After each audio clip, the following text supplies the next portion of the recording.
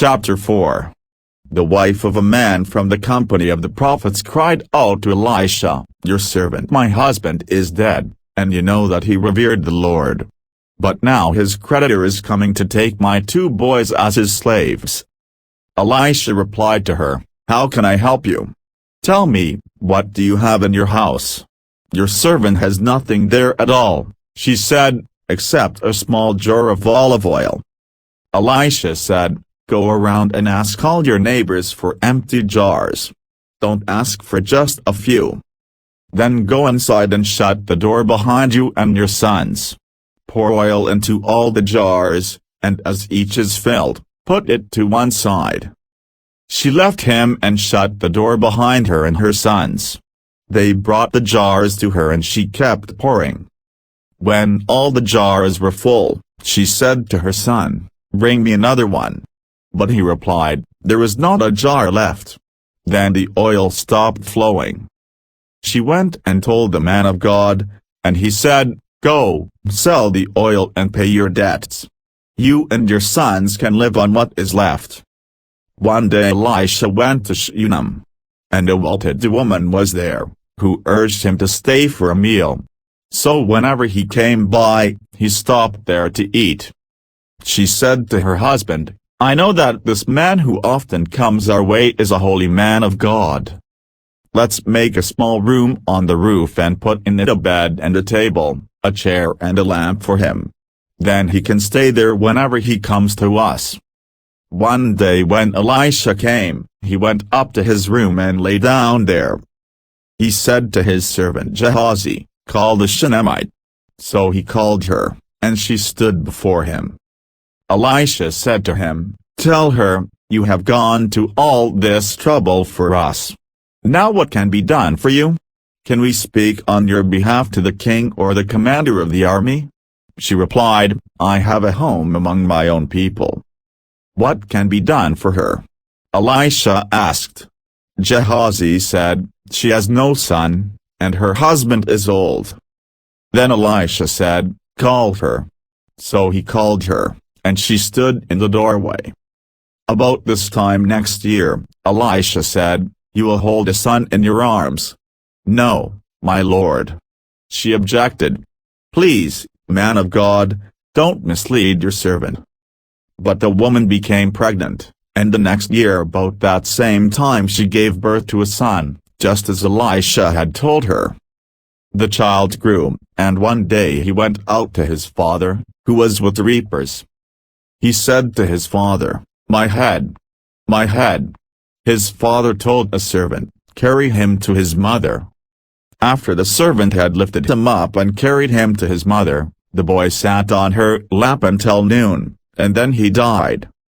She went up and laid him on the bed of the man of God, then shut the door and went out. She called her husband and said, "Please send me one of the servants and a donkey so I can go to the man of God quickly and return." "Why go to him today?" he asked. "It's not the new moon or the Sabbath." "That's all right," she said. She saddled the donkey and said to her servant, "Lead on, don't slow down for me unless I tell you." So she set out and came to the man of God at Mount Carmel. When he saw her in the distance, the man of God said to his servant Gehazi, "Look, there's the Shunammite. Run to meet her and ask her, 'Are you all right? Is your husband all right? Is your child all right?'" "Everything is all right," she said. When she reached the man of God at the mountain, she took hold of his feet. Gehazi came over to push her away, but the man of God said, "Leave her alone. She is in bitter distress, but the Lord has hidden it from me and has not told me why." "Did I ask you for a son, my lord?" she said. "Didn't I tell you, don't raise my hopes?" Elisha said to Gehazi, "Tuck your cloak into your belt, take my staff in your hand and run.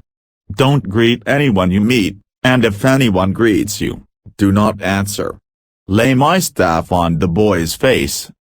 But the child's mother said, "As surely as the Lord lives and as you live, I will not leave you."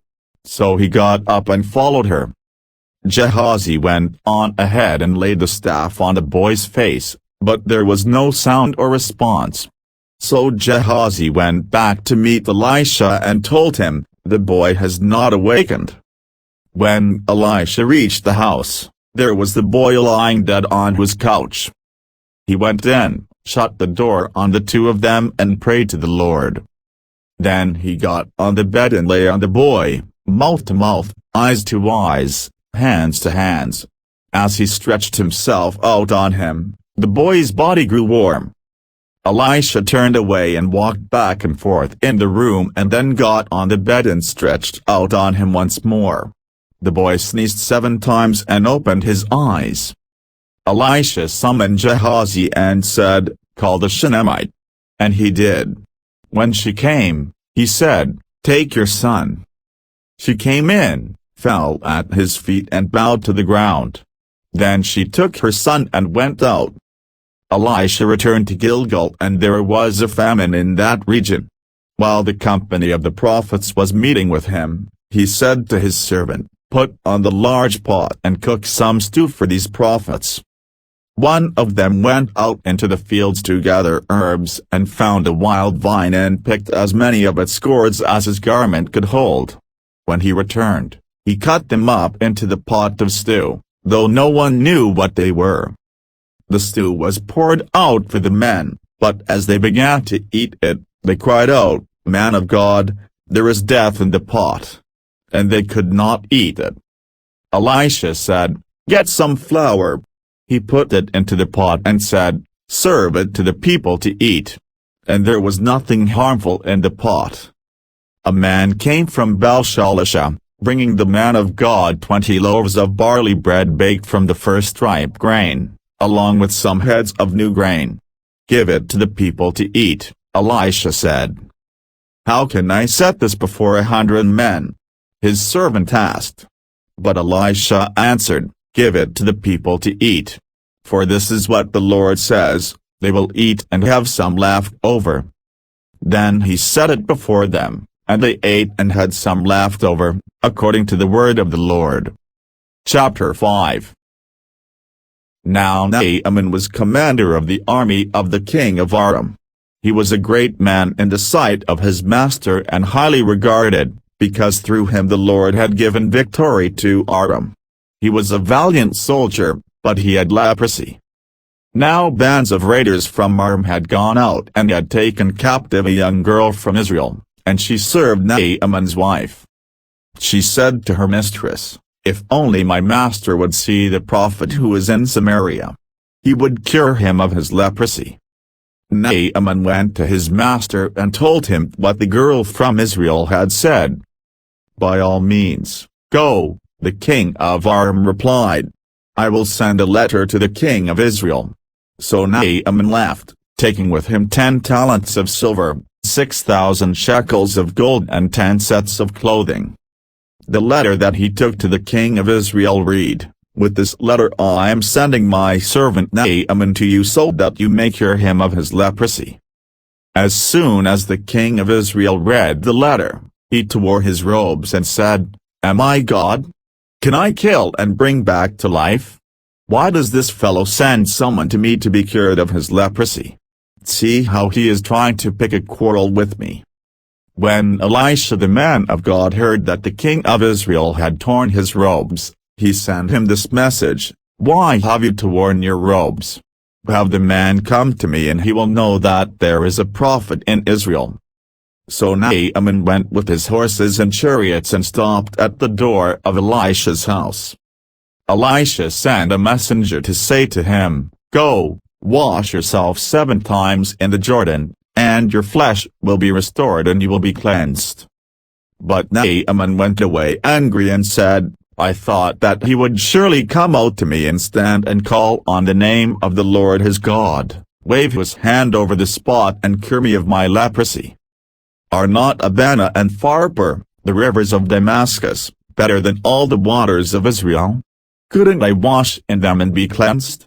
So he turned and went off in a rage. Naaman's servants went to him and said, "My father, if the prophet had told you to do some great thing, would you not have done it? how much more, then, when he tells you, wash and be cleansed. So he went down and dipped himself in the Jordan 7 times, as the man of God had told him, and his flesh was restored and became clean like that of a young boy. Then Naaman and all his attendants went back to the man of God.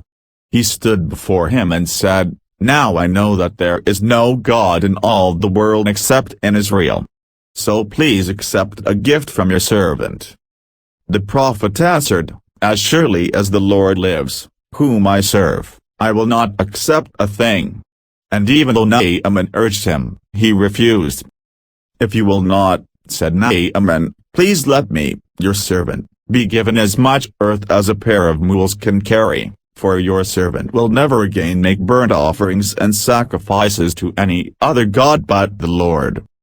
But may the Lord forgive your servant for this one thing, when my master enters the temple of Rimmon to bow down and he is leaning on my arm and I have to bow there also. When I bow down in the temple of Rimmon, may the Lord forgive your servant for this." "Go in peace," Elisha said. After Naaman had traveled some distance, Gehazi, the servant of Elisha the man of God, said to himself, "My master was too easy on Naaman, this Aramean, by not accepting from him what he brought. As surely as the Lord lives, I will run after him and get something from him." So Gehazi hurried after Naaman.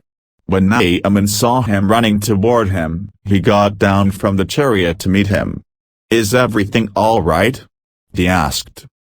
"Everything is all right," Gehazi answered.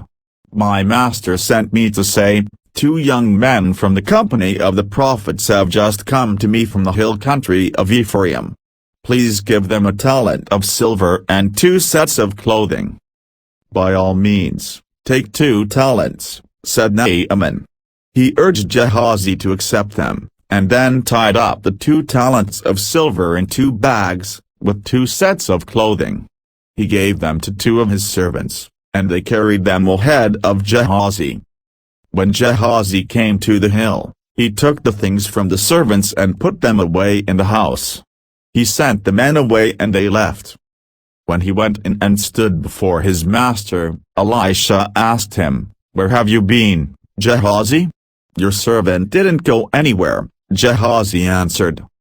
But Elisha said to him, "Was not my spirit with you when the man got down from his chariot to meet you? Is this the time to take money or to accept clothes, or olive groves and vineyards, or flocks and herds, or male and female slaves? Naaman's leprosy will cling to you and to your descendants forever." Then Gehazi went from Elisha's presence and his skin was leprous, it had become as white as snow.